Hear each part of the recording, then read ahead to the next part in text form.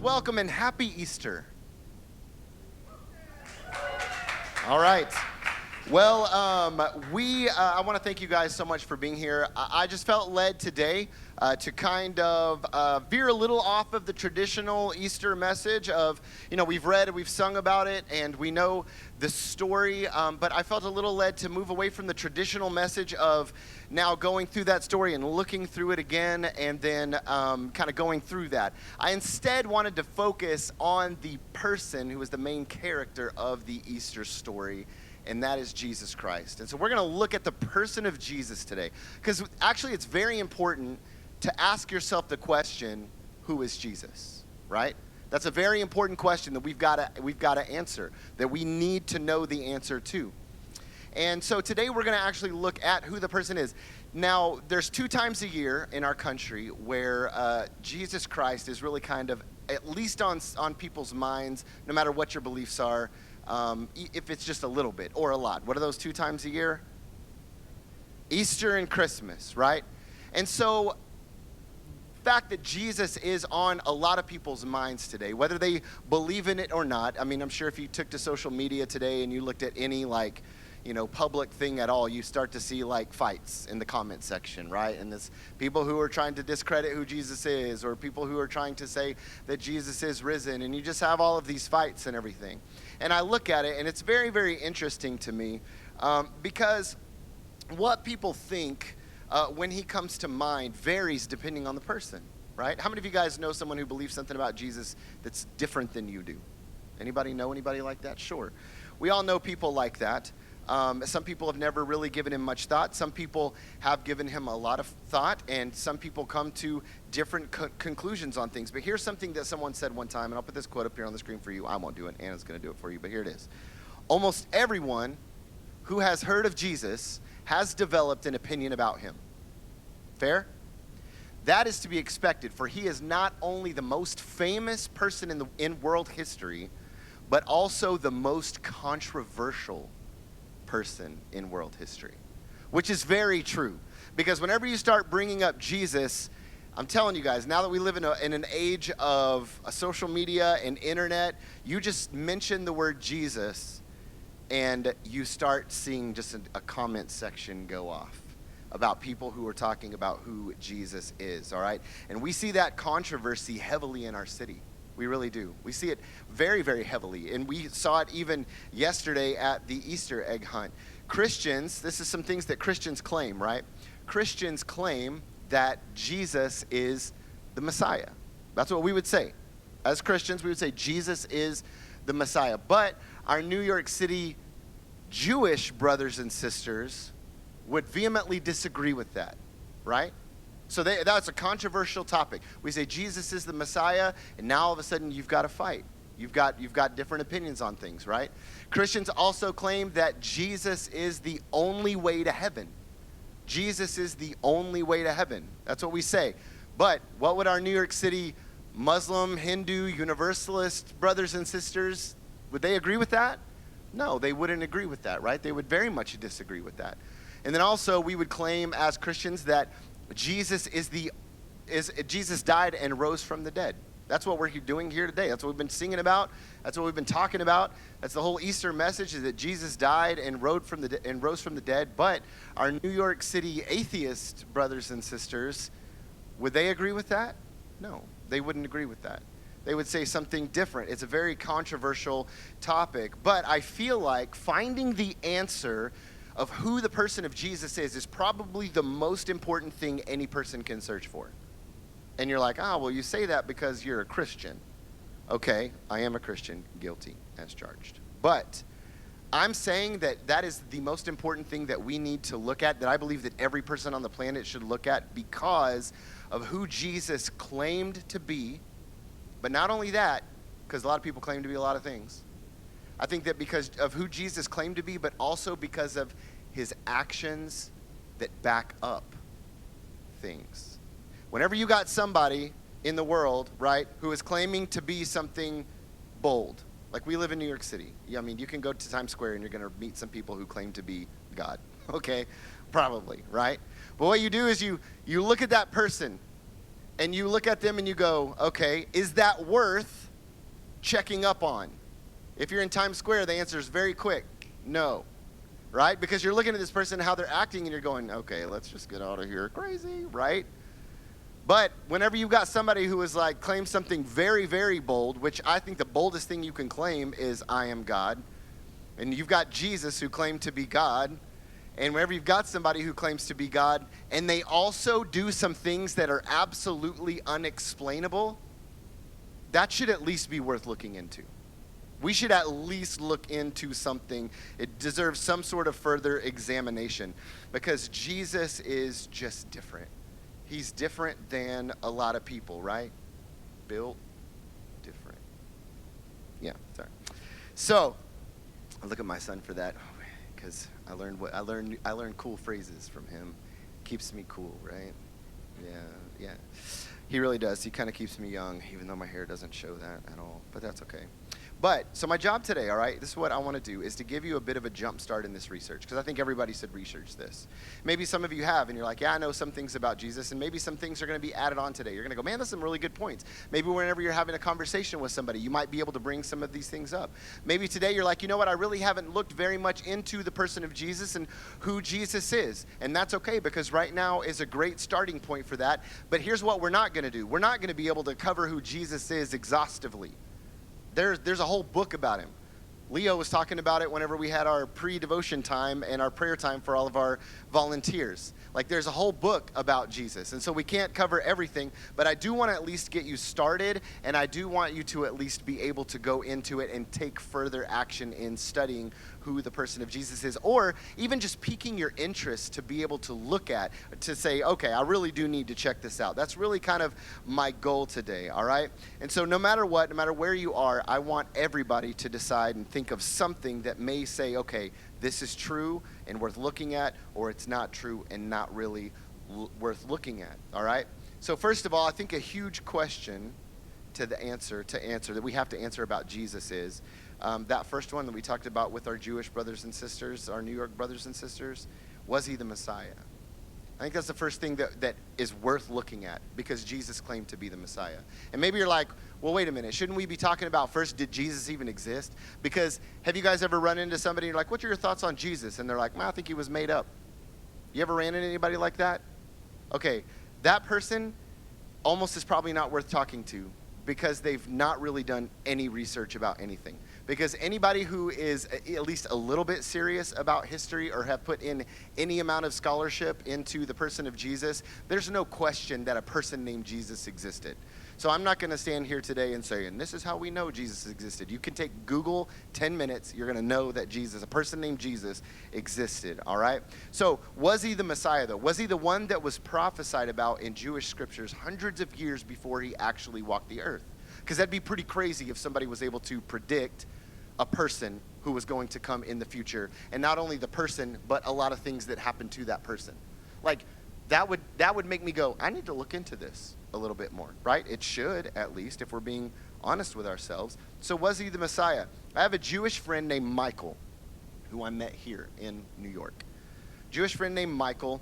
He grew up a devout Jew. He believed in God, but he sincerely thought that Christians were delusional, and he thought that they were ignorant, and for believing that Jesus was the Messiah. He thought they were just uneducated, they were ignorant, they were delusional, all right? And so my friend Michael set out to prove Christians wrong, that Jesus actually was not the Messiah, because he actually took great offense to it. He's like, why are you taking my scriptures, and why are you putting your Jesus into my scriptures? Don't do that, because he's not. And so he decided, I'm going to prove all of the Christians wrong, and I'm going to write a book. I'm going to show everybody that Jesus, there's no way that Jesus is the Messiah in the Hebrew scriptures, okay? And so what he did is he started to study. He was like, I'm going to go study the life of Jesus, and then I'm also going to go study all of the claims that Christianity says about our scriptures, like all the scriptures that they're in our Bible, our scriptures that they claim talks about Jesus as the Messiah. I'm going to look at all those. I'm going to look at the person of Jesus, and I'm going to prove to them beyond a shadow of a doubt that Jesus cannot possibly be the Messiah that is spoken about in the Hebrew scriptures, what we call the Old Testament, all right? Now, he would have to go look at all of these prophecies And it was going to be a very daunting task because there are in Christianity, we claim that there are over 300 prophecies about Jesus. So he's going to have to go do some major scholarship on some stuff. Going to have to go check it out, read all of these 300 prophecies, and also get to know Jesus very, very well. All right? And his story is amazing. And he said he didn't even get to all of them before he flipped, before he was convinced. He didn't even get to all 300 of them as he was studying these things. And guys, he talked to rabbis. He went and he talked to other rabbis. Like, he was trying everything he could to say, please explain to me why this is not Jesus of the New Testament. And their answers were insufficient to him.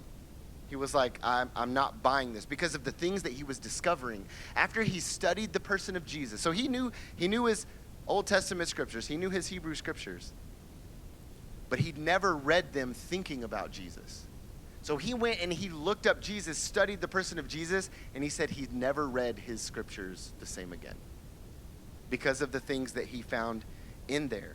All right? And so he said the biggest one, and many of you guys know this when he said the biggest, and this is probably no surprise. Let me actually ask, what do you think the biggest scripture was that changed his mind? Isaiah 53. Isaiah 53 was the biggest thing that changed his mind. After studying the person of Christ, specifically his life and resurrection claims, he went back to the Hebrew scriptures and he read Isaiah 53, 3 through 9. All right, now seeing it with new eyes of understanding. Once a confusing passage to him and a very confusing passage to Hebrew scriptures, all right, to any Jewish person. They're like, yeah, we don't really understand this so much. We got ideas, but we don't understand it. He was like, I finally see it. It makes sense. Because look what it says here. It says he, who, right? It has been a mystery to all the Jews for centuries. They don't know who he is. Whenever they're reading that, they're like, some he. I don't know who that is. He was despised and rejected, a man of sorrows, acquainted with deepest grief. We, who, the Jewish nation, to their scriptures, we, the Jewish nation, turned our backs on him and looked the other way. He was despised, and we did not care. Yet it was our weaknesses he carried. It was our sorrows that weighed him down. And we thought his troubles were a punishment from God, a punishment for his own sins. But he was pierced for our rebellion, crushed for our sins. He was beaten so we could be whole. He was whipped so we could be healed. All of us like sheep have strayed away. We have left God's path to follow our own. Yet the Lord laid on him the sins of us all. This is written hundreds of years before Jesus walked the earth. He was oppressed and treated harshly, yet never said a word. He was led like a lamb to the slaughter, and as a sheep is silent before the shearers, he did not open his mouth. Unjustly condemned, he was led away. No one cared that he died without descendants, that his life was cut short in midstream. But he was struck down for the rebellion of my people. He had done no wrong and had never deceived anyone, but he was buried like a criminal. He was put in a rich man's grave. How could that not be about Jesus? Like, if you were just to, and I don't know if you guys watch any of like YouTube videos and stuff. There's a channel called One for Israel, and it's amazing to actually go and to watch because they're in Israel and they're talking to people. And what they do is they confront a Jewish person and they're like, hey, can I read something for you and you tell me who this is about? All right? And so they just read Isaiah 53. And like, who is that? And they're like, well, that's talking about Jesus, the Protestant God, like the Christian God. And he's like, actually, this is out of your scriptures. And to watch people's minds be opened for a moment without being told it was from their scriptures first is an amazing thing. I challenge you to go watch some of those videos. It's called One for Israel. Go check some of those out. But right there, honestly, Michael could have just stopped right there. And he could have just said, hey, this is it, right? Like this, there's no way. Because basically the probability of those things that were underlined actually happening to one person and being prophesied about hundreds of years earlier is astronomical. It's astronomical, all right? There's no one who could have known the prophecy and forced it to come true for themselves. Because some people are like, well, maybe Jesus just knew because he was a Jew, maybe he just knew the Old Testament scriptures. You bet he did. And maybe he just was like, I'm going to make all of these things come true about myself and I'm going to convince everybody that I'm the Messiah. Okay? Like I've heard people say that before. Like, oh, he tried to be the Messiah, and he just kind of like followed some prophecies, and then people started to believe that he actually was the Messiah. All right? But there's no way that could have happened, because someone would to have said, okay, self, here's the plan. Here's the plan. Don't sin ever. Be great to everybody, yet do it in a way that makes sure you are rejected by the Jewish people and everyone thinks you're a criminal so that you will get killed. Don't sin, yet convince everyone you're a criminal. Okay, that's what they would have had to say. Also, self, make sure not to have descendants. Check. Plan it all so that you will die at an age that could be defined as your life being cut short midstream. 33 sounds good. Make sure that when you die, you are specifically beaten, whipped, work it out somehow, and pierced, all while never saying anything against anyone. Also, don't forget to tell everyone that you're going to take away their sins, okay? You got to make sure they know that, because that matches what the prophecy said. And whatever you do, make an arrangement with someone before you die that you'll be buried in a rich man's grave. Because that's what we just read in Isaiah 53. How impossible would it be for one person to go, all right, let's try this out, right? It doesn't even make sense, right? And honestly, that could have been proof enough, but he threw some other scriptures at me, and there's I'll just give you 4 more. Micah 5:2 talks about Bethlehem, how there's going to be an Israelite leader that comes from Bethlehem that's going to be from God, a messenger from God. Zechariah 9:9, we looked at this one actually last week whenever we were looking at Daniel 9 and Palm Sunday, which talks about the king of Israel coming into Jerusalem on a donkey. That's Old Testament. That happened in the New Testament. Jesus fulfilled that. Zechariah also describes someone who will be betrayed by a friend for 30 pieces of silver. That's prophesied about. Psalm 22 even mentions dividing up his garments and casting lots for his clothes. And all those things happened to Jesus. And Jesus wasn't hanging on the cross and being like, hey, you guys see my pile of clothes over there? Could you just divide those up? Does anybody want them? Y'all cast lots for them. We got to make sure that gets fulfilled too. That's not how Jesus did the things.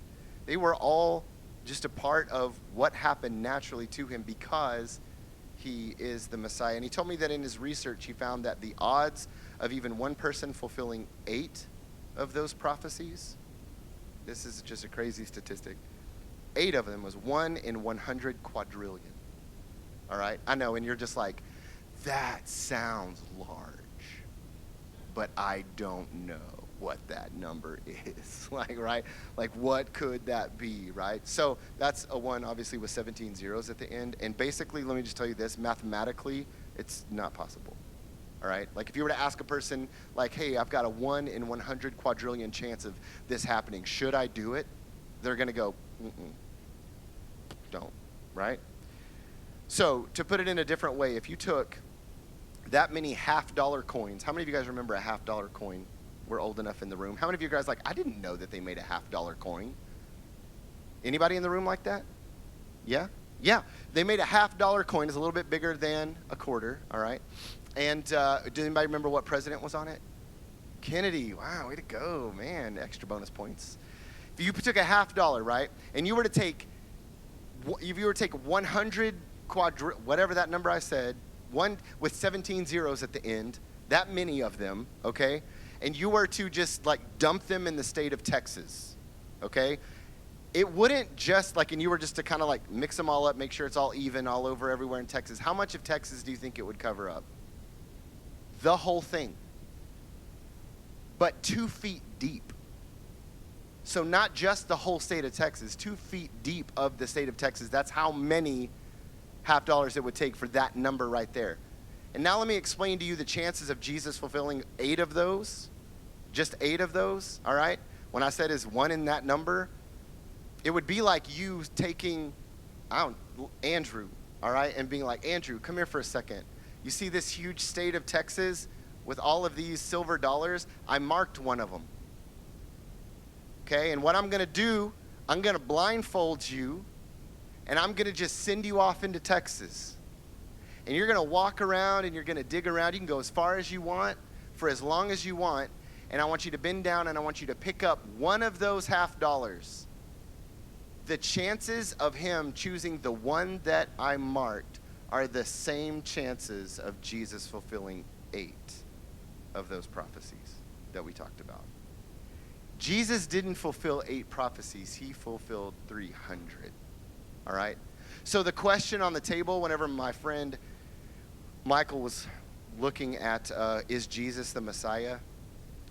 He changed his mind. He changed his mind whenever he got serious about it. And he went from a skeptic to now living his life speaking all over the country, trying to show specifically his Jewish brothers and sisters, everything that he's found. He just wants them to know about it. And I can't even tell you his last name because he tries to go undercover with everything that he's doing because it's that serious. And so is it worth looking into that Jesus is the Messiah? Yeah, I hope that I at least convinced you. It's at least worth looking into.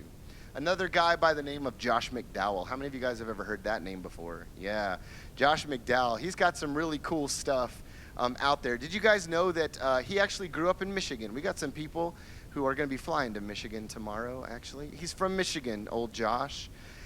Whenever he was growing up, he had an abusive, alcoholic father. And his mother actually ended up dying because of that.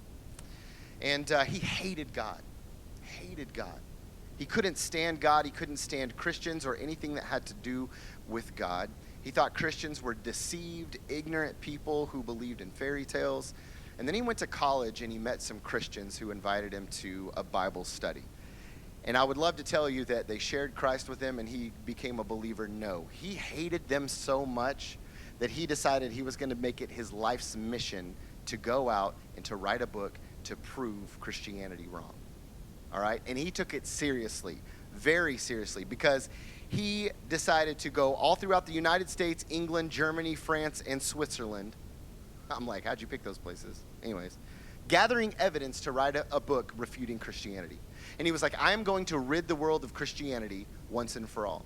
I'm going to write a book, because he's thinking to himself, like, why aren't there any books out there like this? Well, I'll go write it. He that much knew that God wasn't real. I don't know how you hate someone who's not real, by the way. Think about that for a second.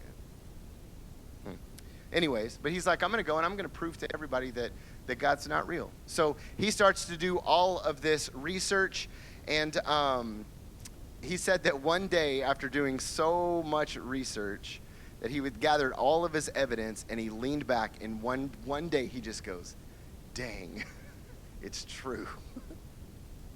He put so much work into it. What's true, though? But he wasn't convinced that Christianity was true. He was convinced of 2 things, all right? He was convinced of 2 things. Number 1, his major angle was to prove the Bible had been changed over years.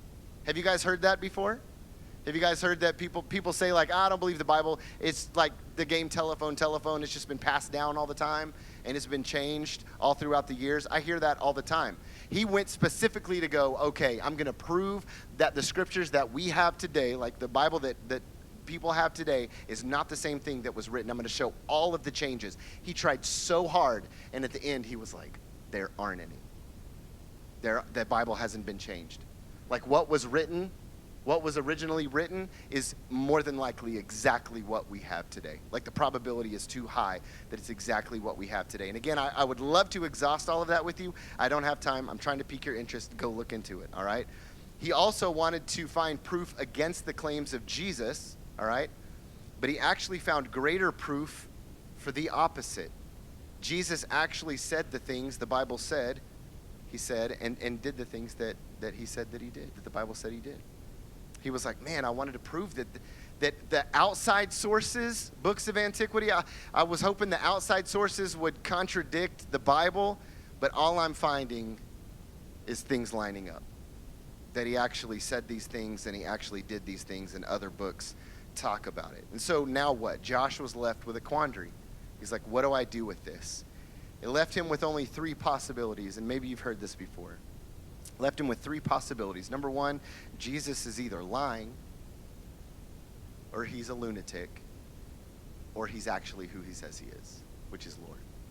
Like if all of those things are true, if Jesus actually said those things, he actually did those things, he's either lying, he's either crazy, or I have to accept that he is who he says he is. And I'll tell you a little bit about his journey. He says, all right, I'm going to look to see if he's a liar. Was Jesus lying? Did he know that his claims were false and just tried to gaslight everybody and pull off the greatest con in history? Is that what Jesus did, right? If so, think about this. If so, he was like, he's the biggest hypocrite ever because he told everybody to be honest. That was one of his messages, be honest. So if that's the case, if Jesus was lying, then he's a hypocrite. If so, all right, if he's lying, he was the worst kind of evil because he tricked millions of people into trusting him for their eternities. So if Jesus is lying about the whole thing and he knew it, then he's tricked a whole lot of people. Also, if he was lying, then he was a fool. If Jesus was lying about it, then he was a fool because everything that he claimed is actually what got him killed. And so he's not very smart if he's actually lying about things, all right? Something else Josh had to consider, if Jesus was a liar, a con man, all right, therefore an evil, foolish man, then how can we explain the fact that he left us with the most profound moral instructions and powerful moral example than anyone has ever left? Why aren't there more people in the world who outright say Jesus was an immoral liar and he was evil? You ever heard anybody say that about Jesus? I don't care who it is, whatever their thoughts on Jesus are, I have never met a person who was like, Jesus, yeah, he is the biggest con man, he's the biggest liar, and he's the most evil person that's ever walked the face of the planet. Never have said that. I've met people who were like, yeah, I'm not a Christian, or, you know, I'm a Muslim, or I'm a Hindu, or I'm a Buddhist, or I'm a Universalist. And you're like, well, what do you think about Jesus? Every single one of them, what they say is they're like, I mean, I think he was a good person. I think he was a good person. He was a good prophet. It depends who you're asking. I think he was a good teacher. He taught a lot of good things. That's what he would say. I was in India, and I've told you some of you guys this story. I was in India, and I was sitting in a food court, and a bunch of college people came and sat down next to me, and I stick out in India. And so they are staring at me, and I was like, hey, all right. Don't speak the language, but they were college students, so they actually spoke English. You want to talk about feeling dumb, right? It's like somebody who speaks multiple language, bilingual, trilingual, somebody who speaks one language, American. And so I'm like, how are you guys? They're like, good. And we start to talk about things. And I'm like, yeah, I'm here with the church. And they're like, oh, really? And I'm like, yeah, I'm a Christian. Have you guys ever met a Christian? And they're like, no, we've never met a Christian before. I was like, I'm actually a pastor. And they're like, oh, my gosh, we have so many questions about, like, Christianity. Can you tell us about it? And I was like, sure, what do you want to know? They were like, how did it start? And I was like, in the beginning, God created, like, you know, I'm like, it started a long time ago, all right? But they were like, no, tell us a little bit about it. I was like, you know what? Let's talk about this, because the main person in our religion is Jesus. And I was like, do you guys believe in Jesus? And they were like, oh, we definitely believe in Jesus. I said, who do you think Jesus was? And they were like, we think he was a great teacher. We think he was a great prophet. We believe those things about him. He taught a lot of good things. We have a lot of respect for Jesus. And I said, really?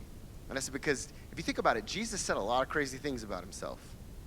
And they were like, what do you mean? I was like, have you looked at some of the things that Jesus actually said about himself? They were like, no. And I was like, well, he talks in the Bible about how he's God. He also talks in the Bible, like, have you guys ever heard the verse that nobody comes to the Father except through him? He says he's the way, the truth, and the life, and nobody gets to heaven except through him. Like, Jesus literally says, no Muslim gets to heaven, no Hindu gets to heaven, no Buddhist gets to heaven. The only people that get to heaven are actually through him. And they were like, oh, well, we don't believe that. And I was like, oh, man, okay. And I said, so what do you guys think? Do you think he was lying, or do you think he was just crazy? And they were like, no, we would never say that. We would never say Jesus is lying or that he's crazy. And I was like, oh, so do you think he was telling the truth then? They were like, no. And I was like, so what do you think? And they literally huddled. They turned from me, and they huddled. And they were like, what's our next play? I don't know what they said, but they all turned back around. It was like Family Feud, you know. It was like, then they all turned back around and they looked at me and I'm like, "What's your answer?" and they said, "We've actually never thought about this before. We probably need to think about this further." And I was like, "I would suggest it." And then I was like, you guys have a good day. And I just left. And because here's the thing, nobody will say that Jesus is a liar. Nobody will say he's evil.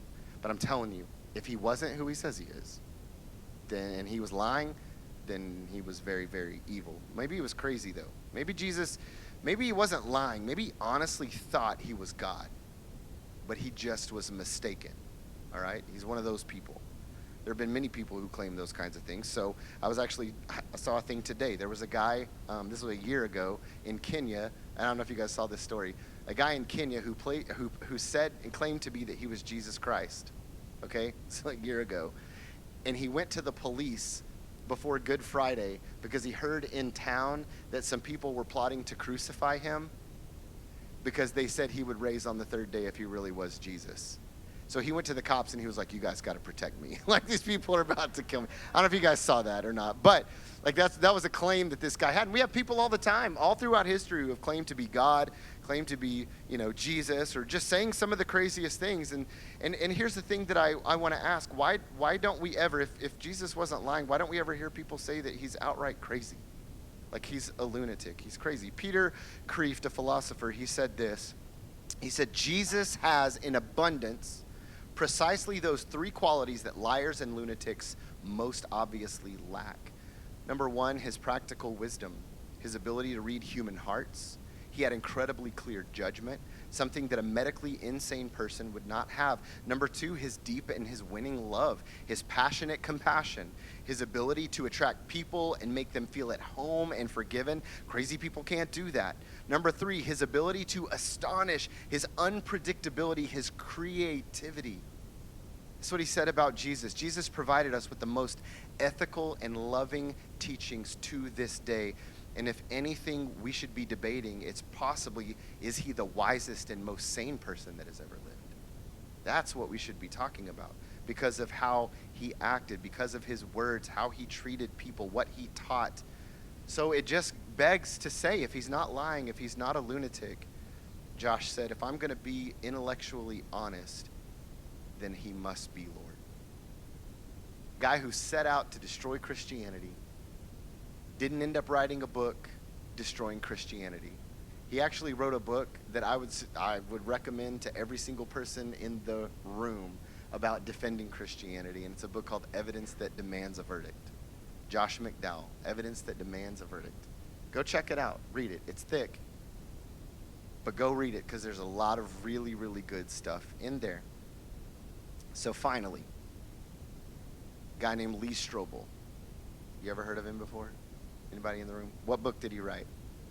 Case for Christ. You know what he set out to write? Case for Not Christ. That probably wouldn't have been his title, but he was an investigative journalist for the Chicago Tribune. His wife became a Christian, and he was so mad. His wife became a Christian. He was an atheist, and he says he was ready to divorce her, but instead he set out to disprove her and the Bible. You catching a theme here?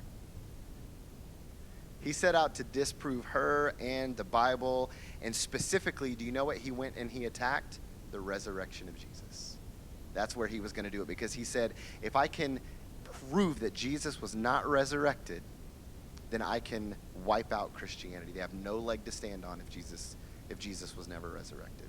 So that's where he specifically started to research, and he took all of his investigative journalism skills and things that he learned, and he was like, I'm going to go take that into this realm so that I can get my wife back from Looney Town, basically, is what he's thinking. So he started searching. What's the story behind the resurrection? He's like, let's check it out. And he studied outside secular sources and compared them with the Bible. And right off the bat, he discovered that something did happen to Jesus' body. Like, something did happen. It's not just in the Bible, it's in outside sources as well. That his body was in a tomb, and then it wasn't in a tomb anymore, and everybody was freaking out. So Lee's job was to go find out what really happened. Like, what's the most probable thing that actually happened? So he said among the biggest and most plausible claims, okay? Because he's like, man, ain't nobody getting in that. Because it's sealed, you got Roman guards by it, and that's more than just in the Bible, that's in outside sources as well. He's like, so there's not just some random Joe Schmo that's walking by. What if somebody's name was Joe Schmo? And he was like, and just walked by and was just like, I think I'll just play a little prank on everybody. I'm going to go steal Jesus' body. That was impossible. Like, it wasn't going to happen. The Roman guards, you'd have been killed really, really fast, all right? So he's like, what are the most plausible claims? And the ones that are most plausible, all right, number one, the Romans or the Jews stole the body to get rid of Christianity, right? Because the Jews, they were like, man, this is the most blasphemous religion we've ever heard of. You've got this man who's claiming to be God, claiming to be the Messiah in our scriptures, and we really need to get rid of this in the name of God because we need to protect the truth of God and who God is and what the truth is behind God. So they were like, we need to get rid of Jesus, all right? You got the Romans who they're like, you shouldn't really worship anybody but Caesar. You shouldn't be loyal to anybody else but Caesar. And then you have these Christians who were like, we're going to serve God. We're actually going to serve Jesus Christ, the guy that was walking around, okay? And so why was Jesus killed? Even though he lived a perfect life, even though he didn't mess up, even though he was sinless. Why was he still hated? Well, because of those reasons. They didn't want to believe that he was who he was. And so they killed him. And so somebody said, well, maybe they're the ones that stole the body then to completely discredit Christianity altogether. Well, if that happened, then what would they have done? Actually helped Christianity. Like, if they were going to go steal the body, what's going to happen whenever the Christians show up and they're like, oh, he's gone. He's resurrected. Then, you would have been panicking at that moment. You'd be like, oh, put him back. Like, they're freaking out right now. Put him back, right? But, and think about this also, because what happened after they didn't see Jesus in the tomb? They were like, oh my goodness, he's resurrected. And then you have like over 500 people that are like, I saw him with my own eyes. And if you're a Jew in that moment and you're trying to eradicate Christianity, and if you are a Roman in that and you're trying to eradicate Christianity, you got a problem on your hands. Because all these people are like, he's gone. He wasn't in the tomb. And now they're like, I have seen him resurrected. What's the one thing that could have happened to just shut them all up? Be like, here he is. Here he is. All of you guys be quiet. Here he is. We stole him. He's still dead. Lee couldn't find what happened to Jesus' body. He couldn't find what happened. Another thing people say is maybe the Christians stole his body. And that way they could say that he was resurrected. Then they're going to make up a huge story that he was resurrected and that they all saw him. And then they're going to get everybody to believe in their religion. Maybe that's what happened in real life. That doesn't make any sense either. Why? Because all of the people who claimed that they saw Jesus Christ resurrected, the majority of them were persecuted and beaten for continually saying that. Like, people were in their face and they were saying, you need to stop saying this or we are going to put you in jail. We are going to beat you, or worse, we are going to kill you. And these people were like, I can't refute it because I'm telling you the truth. The disciples who saw Jesus, they claimed they saw Jesus rise from the dead and they saw him walking and they talked to him. Do you know that they all died for that? That's what killed them all. And you're telling me that there's not one of them that was like, if it's me and it wasn't true, okay? I'm just going to say this. Like, I can get behind some causes and things like that, but if it's going to cost me my life, I might not get behind that cause if we're like trying to prank everybody, okay? Like, I'm probably like, if the moment somebody comes up to me and they're like, we're fixing to kill you and your whole family, you better tell us the truth. Did you see Jesus Christ? I'm going to be like, April Fools. We did it. I didn't. It was just a prank. It was just a joke. You're telling me that every single person was willing to die for something they knew was a lie? Who would do that? Who would do that? And just a side note, he was like, also, how do you get 500 witnesses to corroborate their story? Like, I don't know if you've ever like pulled up on an accident or something, and you get out and you're like trying to make sure everybody's okay and everything. You don't get 3 people to corroborate the story of what happened. The car was black, it was red. You know what I'm saying? Like, there was a guy, there was a girl. Like, you can't even get 3 people to do it. 500 people? Like, do you understand they would have all had to come together and be like, let's all get our story straight. And then the probability of them even saying the same things is not very good. But how? How did they not contradict one another? And so you've got Lee who's looking at all of these things and he's like, dang it. It's true. Because how do you have that many eyewitnesses? How do you have all of these things? And so he ends up giving his life to the Lord, and he ends up instead writing a book called The Case for Christ. And there's so much more that can be said about all of this, but this is just meant to be a kickstart.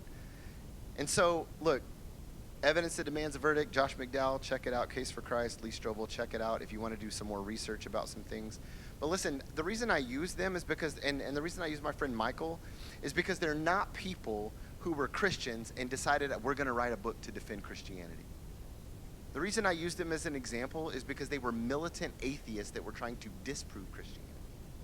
And they went after it, and it changed their lives. And you know what? That might have happened to some of us in the room. We didn't think Christianity was the thing, and then all of a sudden we started to do some research, and we're like, dang it. It's true. It's real, right? All of this is just something worth thinking about, all right? It's Easter. We talk about the resurrection, and we could sit and we could talk about the story, but there are a lot of people that are just going to walk out and they're going, I believe it or I don't.